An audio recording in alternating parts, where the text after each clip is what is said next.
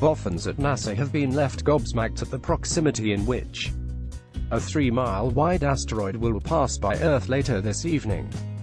3,200 feet on, named after the Greek demigod who, according to legend, nearly set the Earth on fire, will pass by our planet at around 10 p.m. GMT tonight. Credit Christian Fagerstrom, Creative Commons. According to scientists, the giant hunk of space rock will pass the Earth at about 6.4 million miles away, and while that may sound like a lot in space terms, it's merely a stone's throw. The close proximity of the asteroid will give NASA a chance to study it. The organization plans to make a detailed 3D model of the rock, which it says has a particularly unusual shape. With a diameter of about 5 kilometers, Phaethon is the third largest near-Earth asteroid classified as potentially hazardous, NASA said in a statement. The statement added that tonight's asteroid will be the closest asteroid since 1974 and until 2093.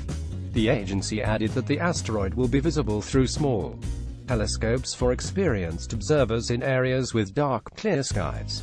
Meanwhile, another asteroid is being checked for signs of life by a billionaire-backed initiative dedicated to hunting for ET. The mysterious object, named Oumuamua, has piqued the interest of both scientists and UFO enthusiasts alike, who have noted the bizarre, elongated and cigar-like shape of the body. Credit European Southern Observatory. The project, backed by billionaire Yuri Milner, will use a radio telescope to listen for signals from it.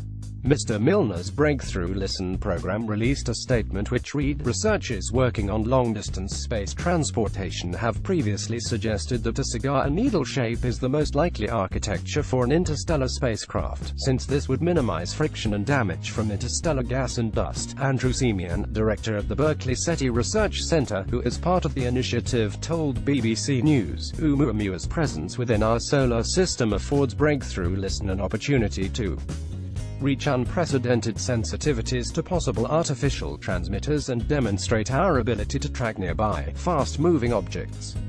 He added, "Whether this object turns out to be artificial or natural, it's a great target for Listen." Professor Andrew Coates, from UCL's Mullett Space Science Laboratory in Dorking, told BBC Surrey Radio, "I believe there is an experiment being done to actually listen to this object to see if there are any potential signs of life on it.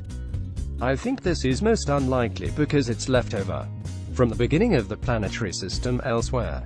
Much better ways of looking for life are actually missions like our ExoMars project, which is going to Mars in 2020, drilling underneath the surface to look for signs of life.